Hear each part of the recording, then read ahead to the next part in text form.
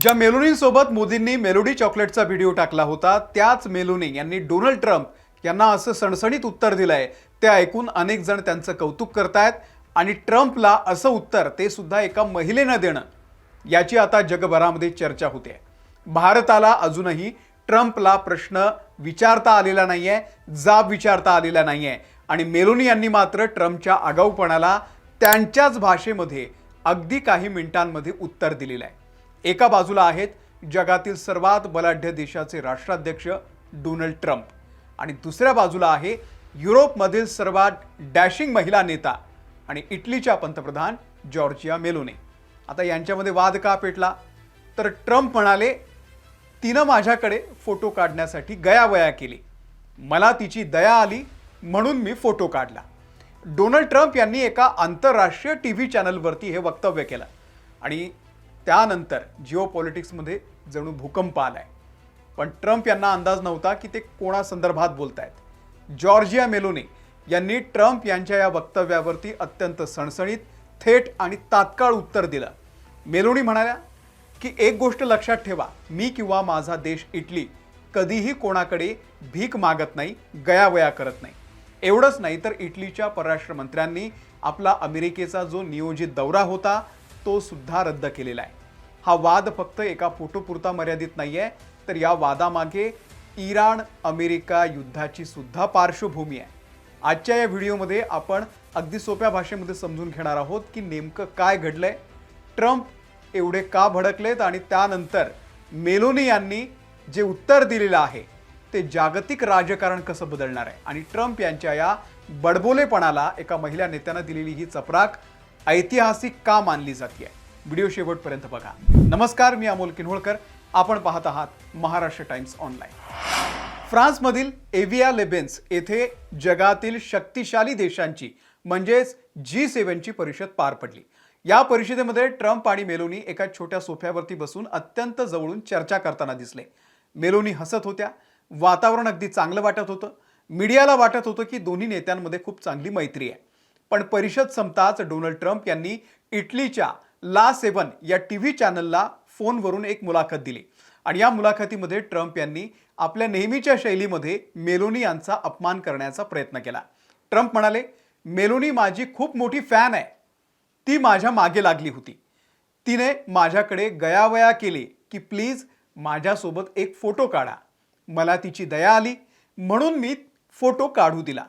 खरं तर मला तिच्याशी बोलायची काही गरजच नव्हती, पण मी बोललो यातच ती खुश असेल. डोनाल्ड ट्रम्प यांचं हे वक्तव्य टीव्हीवरती येताच इटलीमध्ये संतापाची लाट उसळली आणि मेलोनी गप्प बसणाऱ्यांमधल्या नव्हत्या. त्यांनी कोणत्याही डिप्लोमॅटिक भाषेचा वापर न करता थेट आपल्या 70 लाख फॉलोअर्सला सोशल मीडियावरती संबोधित केलं. मेलोनी यांनी एक व्हिडिओ जारी केला जो सध्या जगभरामध्ये व्हायरल होतोय. मेलोनी अत्यंत करारी आवाजामध्ये म्हणाल्या की डोनाल्ड ट्रम्प जे बोलतायत ते पूर्णपणे खोटं आणि मनगढंत आहे. मला धक्का बसलाय की अमेरिकेचे राष्ट्राध्यक्ष आपल्याच मित्र देशांच्या नेत्यांशी असे कसे वागू शकतात आणि ट्रम्प यांच्या बाबत हे पहिल्यांदा घडत नाहीये. मला एक गोष्ट अत्यंत खेदजनक वाटते की ट्रम्प हे पाश्चात्य देशांच्या खऱ्या शत्रूंसोबत आणि हुकुमशहांसोबत खूप सौम्य वागतात, त्यांच्याशी जुळवून घेतात, पण जे ज्यांचे खरे मित्र आहेत त्यांच्यासोबत अशी अरेरावी करतात. ट्रम्प यांनी एक गोष्ट कान उघडून ऐकावी आणि लक्षात ठेवावी की मी आणि माझा इटली देश कधीही कोणाकडेही गयावया करत नाही. मेलोनी यांचं हे उत्तर इतकं सणसणीत होतं की यानं ट्रम्प यांच्या इमेजचे अक्षरशः मातेरं करून टाकलं.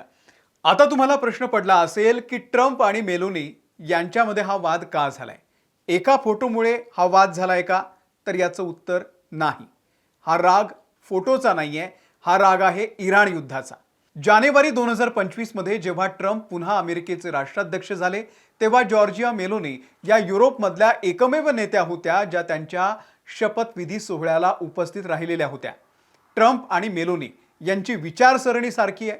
दोघेही उजव्या विचारसरणीचे आहेत. मेलोनी यांना युरोपमध्ये ट्रम्प यांचा सर्वात मोठा पाठीराखा मानलं जातं.